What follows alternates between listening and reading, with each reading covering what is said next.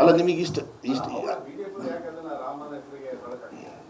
ಅದನ್ನೇ ಹೇಳ್ತಾ ಇರೋದು. ಐ ಥಿಂಕ್ ಅದು ಫುಲ್ ಇದೆ, ವಿಕಸಿತ ಭಾರತ ಅಂತ.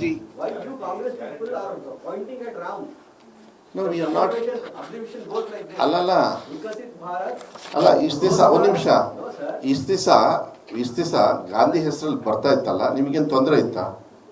ಅಲ್ಲ, ಜನರಿಗೇನು ತೊಂದರೆ? ಯಾವಾಗಲೂ ಅಷ್ಟೇ.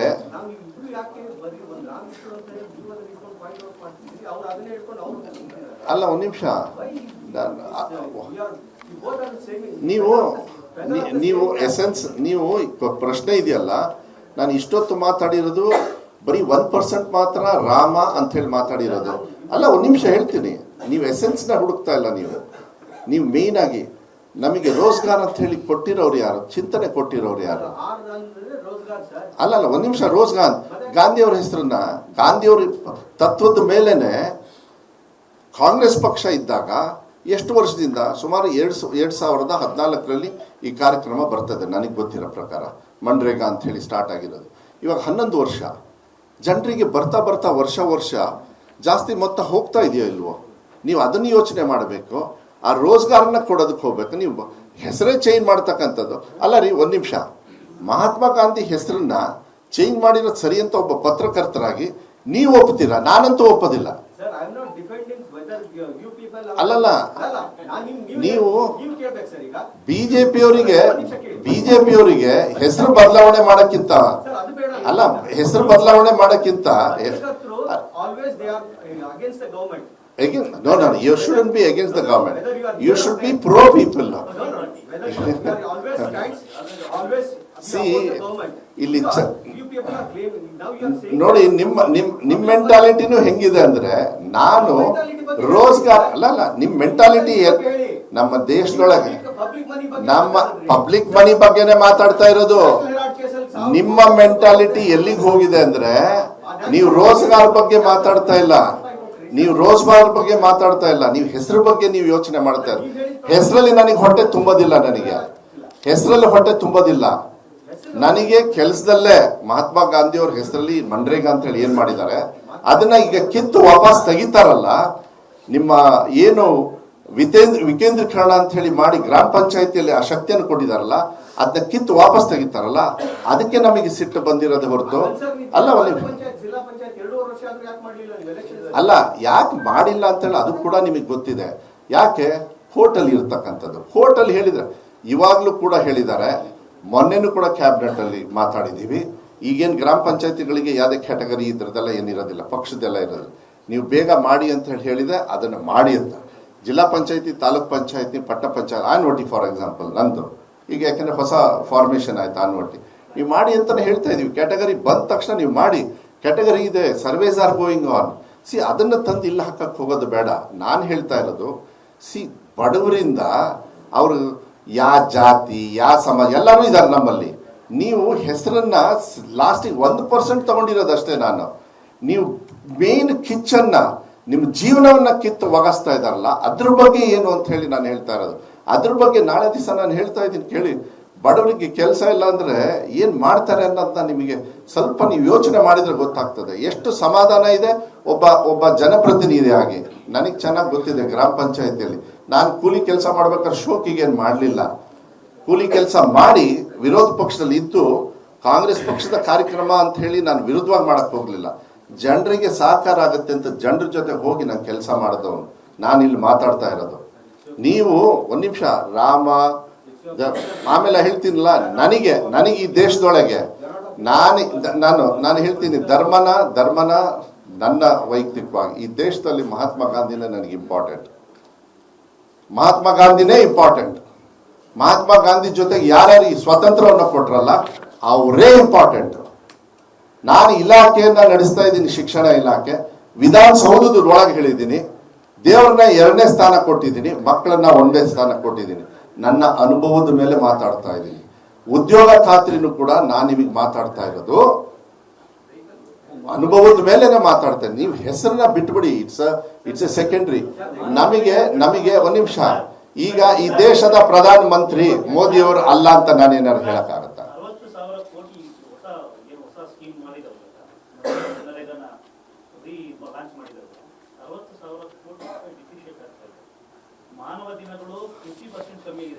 ಫೋಕಸ್ ಮಾಡಬೇಕು. ಹೌದು, ಅದನ್ನೇ ಮಾಡ್ತಾ ಅಲ್ಲ, ಒಂದು ನಿಮಿಷ, ಬಿಜೆಪಿಗೆ ಒಂದು ಪೊಲಿಟಿಕಲ್ ಅಜೆಂಡಾ ಕೊಡ್ತಿದ್ದೀರಾ. ನಾವು ಪೊಲಿಟಿಕಲ್ ಅಜೆಂಡಾ ಅಲ್ಲ, ಹೆಸರದು. ರವಿ ಯಾಕೆ ನೀವು ಸುಮ್ಮನೆ ಹೆಸರದ್ದು ಇಟ್ಕೊಂಡು ಮಾತಾಡಬೇಡಿ. ಕೆಲಸ ಹೋಗ್ತಾ ಇದೆ. ನಾನು ಇಷ್ಟೊತ್ತು ಭಾಷಣ ಮಾಡಿದ್ದೇನು? ಕೆಲಸ ಹೋಗ್ತಾ ಇದೆ, ಬಡವರಿಂದ ಕೆಲಸ ತೆಗಿತಾ ಇದಾರಂತ ನಾನು ಇಷ್ಟೊತ್ತು ಮಾತಾಡಿದ್ದು.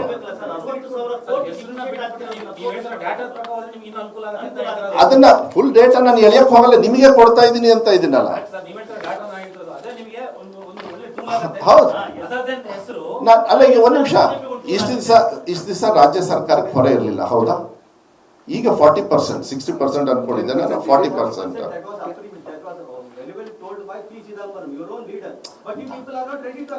ನೋ 40% ಸರ್ಕಾರ, ಕೇಂದ್ರ ರಾಜ್ಯ ಸರ್ಕಾರದ ಮೇಲೆ ಅಲ್ಲಲ್ಲ. ನಾನು ಹೇಳ್ತಾ ಇಲ್ಲ, 40% ಹೊರೆ ಆಗುತ್ತೆ ನಮಗೆ.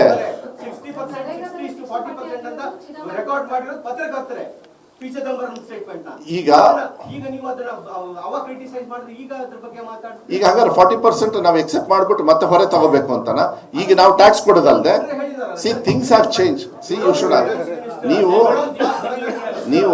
You should understand. ನೀವು ಇದನ್ನ 40% ಮಾಡ್ತೀರಿ, ಟ್ಯಾಕ್ಸ್ ನಾವು ಕೊಟ್ಟಿರೋದಕ್ಕೆ ಏನಾರು ಅದ್ರ ಬಗ್ಗೆ ಚರ್ಚೆ ಮಾಡ್ತಾರೆ, ಅದು ಸೇರಿಸಿದೆ ತಾನೆ.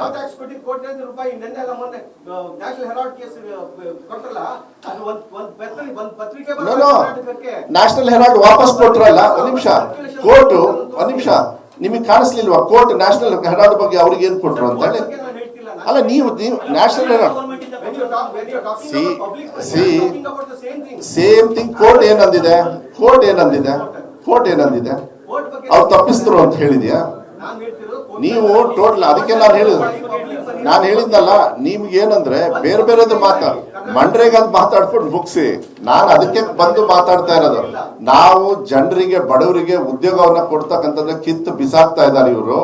ಬಡವ್ರನ್ನ ಮತ್ತೆ ಬಡವ್ರು ಮಾಡ್ತಾರೆ ಅಂತ ಹೇಳಕ್ ಬಂದ್ರೆ ನೀವು ಬಂದ್ಬಿಟ್ಟು ನ್ಯಾಷನಲ್ ಹೆರಾಲ್ಡ್ ಬಗ್ಗೆ ಮಾತಾಡ್ತೀರಿ ಅಂತ ಹೇಳಿದ್ರೆ, when court has given clean chit, court has given clean chit ಅಂದಾಗ ನೀವು who are you to ask? Court has told me. ನೀವು ಅದನ್ನ ನಾನು ಅದು ಎಕ್ಸೆಪ್ಟ್ ಮಾಡೋದಿಲ್ಲ.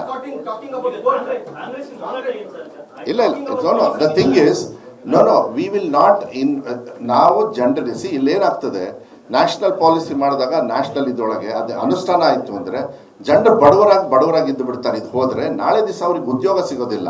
ಅದಕ್ಕೆ ನಾವು ಹೋರಾಟ ಮಾಡಿದ್ರೆ ಸುಮ್ಮನೆ ಕೂತ್ಕೋಬೇಕಾ? ನೋ, ದ ಪ್ಲಾನ್ ಇಸ್ ಗ್ರಾಮ ಪಂಚಾಯತಿ ಮಟ್ಟದಿಂದ ಹೋರಾಟವನ್ನ ಮೇಲ್ಮಟ್ಟವರೆಗೂ ತಗೊಂಡು ಹೋಗ್ಬೇಕು ಅನ್ನೋದೇ ಉದ್ದೇಶ. ಅದನ್ನೇ ನಾನು ಹೇಳಿದ್ದು. ಅದನ್ನ ಒಂದು ವಾರ ಟೈಮ್ ಕೊಟ್ಟಿದ್ದಾರೆ ನಮಗೆಲ್ಲರಿಗೂ ಕೂಡ ಎಲ್ಲ ಆರ್ಗನೈಸ್ ಮಾಡೋದಕ್ಕೆ.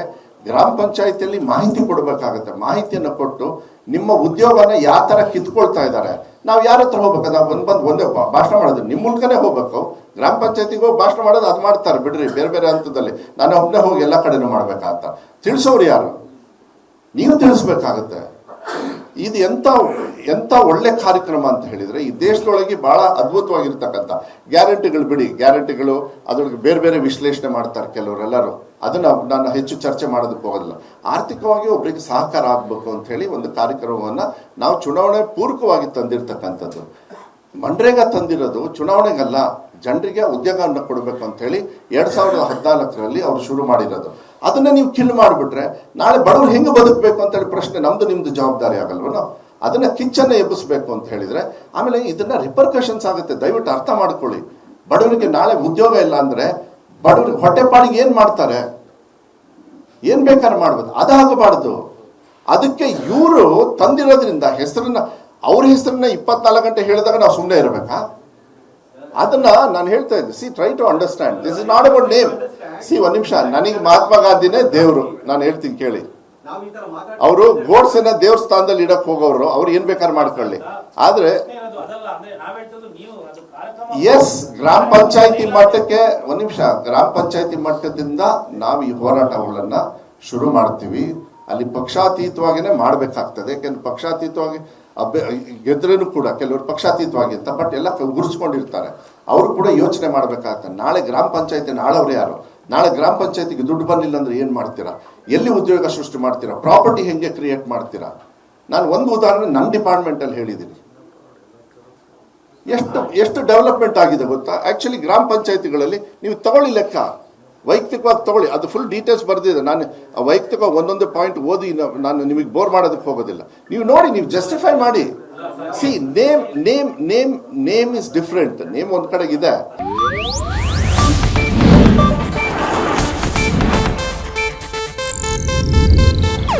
ಇದು ಏಷ್ಯಾನೆಟ್ ನ್ಯೂಸ್ ನೆಟ್ವರ್ಕ್ ಪ್ರಸ್ತುತಿ.